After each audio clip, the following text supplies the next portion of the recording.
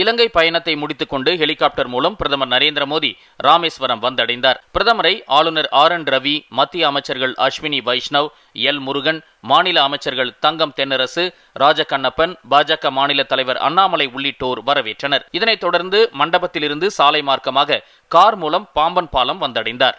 அங்கு ராமேஸ்வரம் தீவை பிரதான நிலப்பரப்புடன் இணைக்கும் அதிநவீன பாம்பன் புதிய ரயில் பாலத்தை இன்று பிரதமர் நரேந்திர மோடி திறந்து வைத்தார்.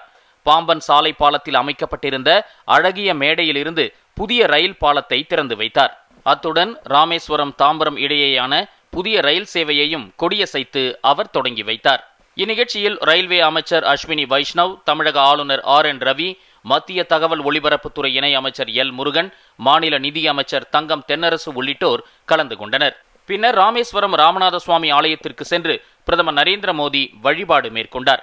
இதனைத் தொடர்ந்து ராமேஸ்வரத்தில் 8300 கோடி ரூபாய் மதிப்பிலான பல்வேறு ரயில் மற்றும் சாலை திட்டங்களுக்கு அடிக்கல் நாட்டி நிறைவடைந்த திட்டங்களையும் நாட்டுக்கு அர்ப்பணித்தார். நிகழ்ச்சியில் உரையாற்றிய பிரதமர் நரேந்திர மோடி, உலகின் ஒவ்வொரு மூலை முடுக்கிலும் தமிழ் மொழி மற்றும் தமிழ் பாரம்பரியத்தை கொண்டு செல்ல மத்திய அரசு தொடர்ந்து பணியாற்றி வருவதாக கூறினார்.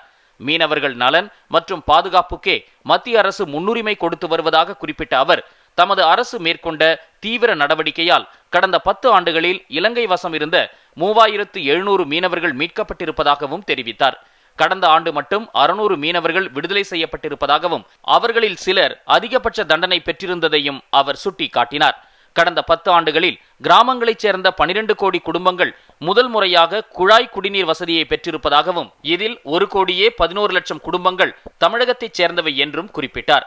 ஆயுஷ்மான் பாரத் திட்டத்தின் கீழ் தமிழகத்தில் 1 கோடி பேருக்கு சிகிச்சை அளிக்கப்பட்டிருப்பதாகவும் இதன் மூலம் அந்த குடும்பங்கள் 8000 கோடி ரூபாயை சேமித்திருப்பதாகவும் பிரதமர் பெருமிதம் தெரிவித்தார்.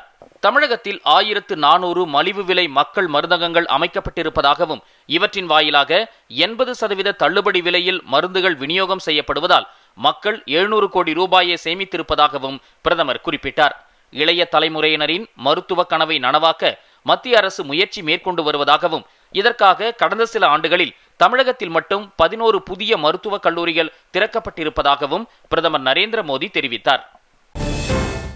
தமிழகம் வரும்போதெல்லாம் பல்லாயிரம் கோடி ரூபாய் அளவிற்கு வளர்ச்சி திட்டங்களை பிரதமர் நரேந்திர மோடி அர்ப்பணிப்பதாக மத்திய தகவல் ஒலிபரப்பு மற்றும் நாடாளுமன்ற விவகாரங்கள் துறை இணை அமைச்சர் எல் முருகன் கூறியுள்ளார். ராமேஸ்வரத்தில் நடைபெற்ற நிகழ்ச்சியில் உரையாற்றிய அவர், கடந்த 10 ஆண்டுகளில் தமிழக வளர்ச்சிக்கு 11 லட்சம் கோடி ரூபாய் நிதியை மத்திய அரசு வழங்கியிருப்பதாக தெரிவித்தார். பிரேசிலில் இன்று நடைபெற்ற உலக குத்துச்சண்டை சாம்பியன்ஷிப் போட்டியின் ஆடவர் 70 கிலோ எடை பிரிவில் இந்தியாவின் இத்தேஷ் குவாலியா தங்கப்பதக்கம் வென்றார். இந்தியாவின் மற்றொரு வீரர் அபினாஷ் ஜாம்வால் ஆடவர் 65 கிலோ எடை பிரிவில் வெள்ளிப் பதக்கம் வென்றார்.